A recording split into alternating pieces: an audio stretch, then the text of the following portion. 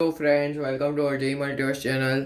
आज हम PWQ pathfinder वाली सीरीज में हम NLM का बिल्डअप क्वेश्चन 8 करने वाले हैं। तो अगर आपने हमारे चैनल को सब्सक्राइब नहीं किया है तो ज़रूर सब्सक्राइब कर ले।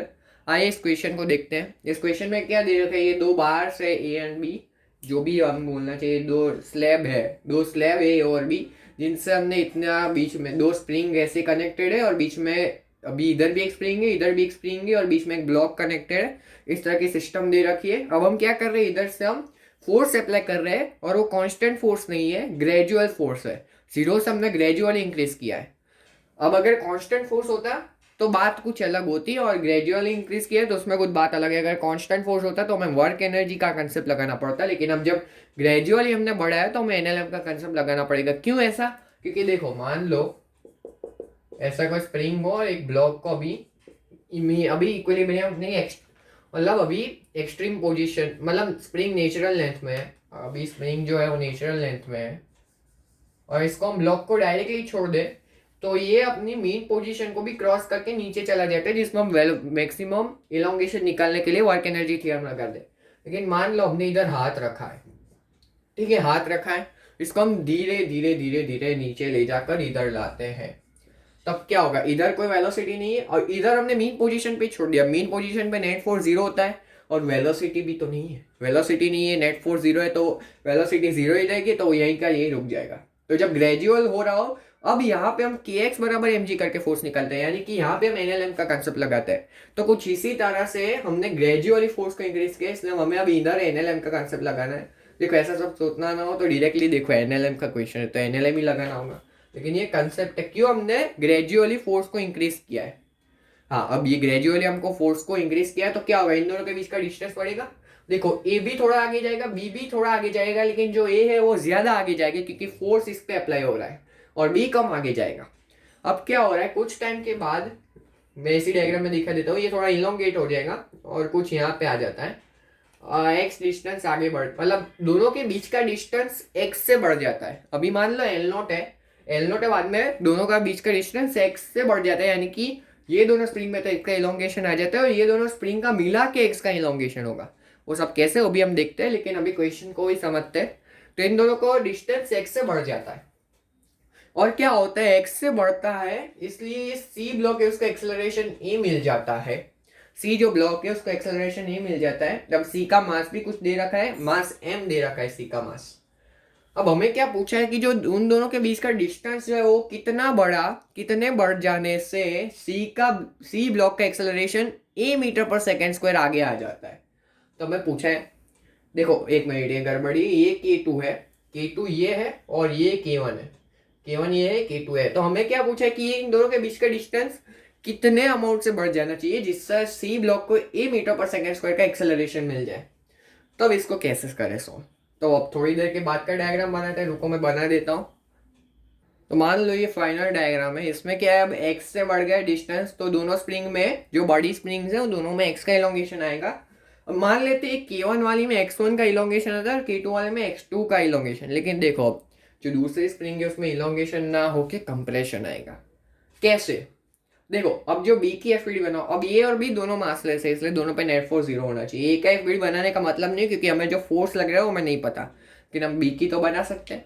देखो, अगर मान लो x2 इलोंगेशन होता तो बी जो है, मान लो ये बी है अपना, ये बी है, तो बी पे देखो ये दोनों बड़ी स्प्रिंग है, उनकी वजह से तो के एक्स आगे लग ही रहा है। लेकिन अगर मान लो अब इस पे नेट फोर्स तो जीरो होना है, अब मान लो इलोंगेशन होता है तो इधर आगे KX2 लगता है, तो केस पे नेट फोर्स जीरो होता है। ये तो कुछ फोर्स की वैल्यू है 2kx प्लस KX2, लेकिन हमें फोर्स की वैल्यू जीरो करनी है क्योंकि बी मासलेस है तो उसमें नेट फोर्स जीरो होना चाहिए। तो इसलिए कि x2 ये दूसरी स्प्रिंग है उसको इलोंग कंप्रेस होना पड़ेगा, तो इधर KX2 का फोर्स लगेगा तभी जाके ये बैलेंस हो पाएंगे। इसलिए हमें ये दूसरी स्प्रिंग को अब कंप्रेस होना पड़ेगा। ऐसे फील नहीं आएगा, लेकिन हमें देखो सी जितना आगे बढ़ा उससे ज्यादा बी आगे बढ़ रहा है, ऐसा सोचो। लेकिन ऐसा क्यों, कैसे सोच पा रहे हैं, ये एफबीडी बी की बना की ऐसे सोच पा रहे हैं। हम डायरेक्टली ऐसे तुक्के नहीं मार सकते, अनुमान नहीं लगा सकते कि क्या हो रहा होगा। एफबीडी ठीक से बनानी पड़ेगी, बाद में हम बता पाएंगे। तो x2 मतलब इन शॉर्ट x2 जो है वो कंप्रेशन है, x1 अब इलोंगेशन ही होना पड़ेगा। अगर x1 भी कंप्रेशन हो गया तो पॉसिबल ही नहीं है कि स्प्रिंग ही बार ऐसे अलग हो जाएगी, यानी कि x1 तो इलोंगेशन ही है। तो अब x1 देखो, अब ये दोनों के बीच का डिस्टेंस x है, ठीक है, x से बड़ा है।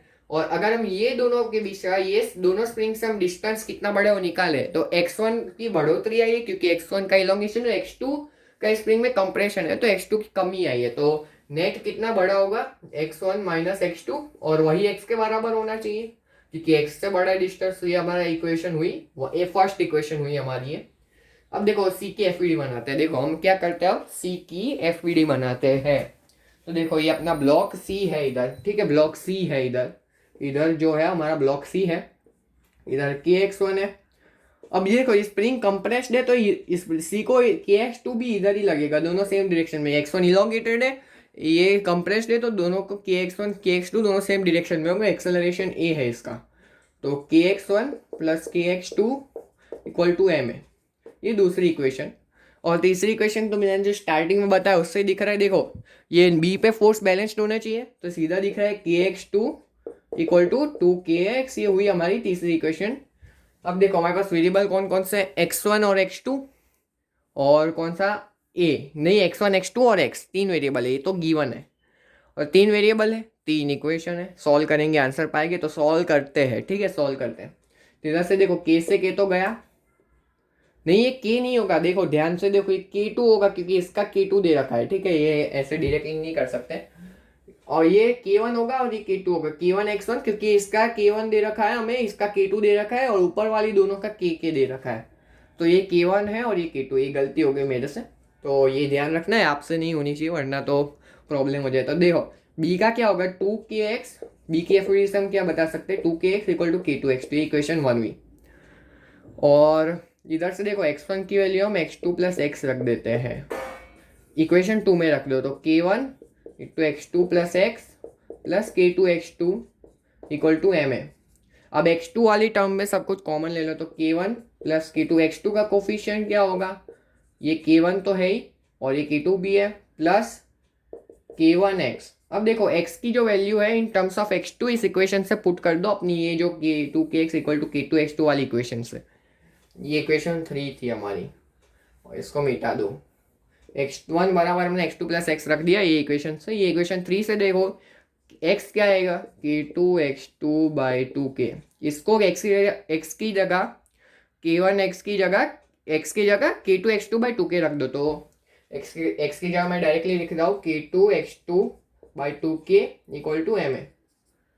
और इसको मिटा देते सॉल्व करने के लिए। देखो तो अब x2 तो डायरेक्टली कॉमन दिख रहा है, x2 इंटू, अब एलसीएम भी ले लेते, 2k into k1 plus k2 plus k1 k2 by 2k। देखो कुछ ऐसा आ रहा है और ये बराबर एम ए है, तो कहीं पे गड़बड़ी तो नहीं हुई है ना, वो देख लेते हैं, थोड़ा कॉम्प्लिकेट हो रहा है इसलिए।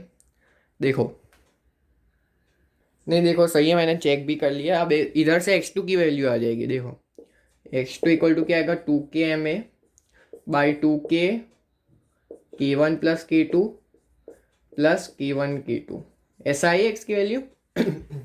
इसको थोड़ा ऊपर लिख देता हूँ वरना मिक्सअप हो जाएगा सब कुछ, ये हमें। अब ये भी मीटा देता हूँ सॉल्व करने के लिए। अब हमें क्या पूछा है, x की वैल्यू पूछी है क्योंकि हमें नेट जो डिस्टेंस बढ़ा है और बीच का वही पूछा है क्वेश्चन में, तो x क्या होगा वही पूछा है। तो अभी हमने रिलेशन निकाला था 2kx इक्वल टू k2x2, अभी मैंने निकाला था 2kx इक्वल टू k2x2, इधर से x क्या आ रहा है, k2x2 by 2k, x k2x2 by 2k आ रहा है, ये k2 है ये x2 है बाई 2k। अब x2 की वैल्यू तो हमें पता है 2k में upon 2k to k1 plus k2 plus k1 k2, तो x की, अब ये x की वैल्यू में x2 की जगह ये पुट कर दो, तो x क्या आएगा, k2 by 2k into 2k M A by 2k k1 plus k2 plus k1 k2। देखो इधर से 2k कट गया, तो इधर से हमारे पास आएगा x की value k2 M A by 2k k1 plus k2 plus k1 k2। देखो यही आ रहा है हमारे पास एक्सप्रेशन। तो x की वैल्यू क्या है, दोनों के बीच का डिस्टेंस कितने से बढ़ा, k2 M A upon 2k k1 plus k2 plus k1 k2, यही हमारा आंसर है। तो अगर आपको ये कंसेप्ट जो हमने बताया, खास बात यही हमें दिख जानी चाहिए थी कि जो x2 होगा वो कंप्रेशन होगा, दूसरी स्प्रिंग जो है k2 स्प्रिंग कॉन्स्टेंट वाली उसमें कंप्रेशन होगा, ना कि इलोंगेशन, ना ही इलोंगेशन। तो ये बात हमें चमकनी चाहिए थी। और दूसरी बात कि मासलेस ऑब्जेक्ट्स में 4 0 होते हैं, इसलिए बी की एफ बी डी हमें बना के ये चमक गया है कि x2 कंप्रेशन था, और उस समय एक इक्वेशन भी मिल जाएगी फोर्स बैलेंस करके। तो अगर आपको ये सॉल्यूशन में मज़ा आया हो तो हमारे चैनल को जरूर सब्सक्राइब करें और हमारे वीडियोस को शेयर भी करें, ठीक है। ये शेयर करना ना भूलें, इसलिए ज़्यादा से ज़्यादा हमारे चैनल को देखने वाले हो तो ज़्यादा से ज़्यादा लोगों को ये पाथफाइंडर का बेनिफिट मिल सके, ठीक है। तो अगर आप वापस से मैं बोल रहा हूँ, हमारे चैनल को ज़रूर सब्सक्राइब करें। Thanks for watching.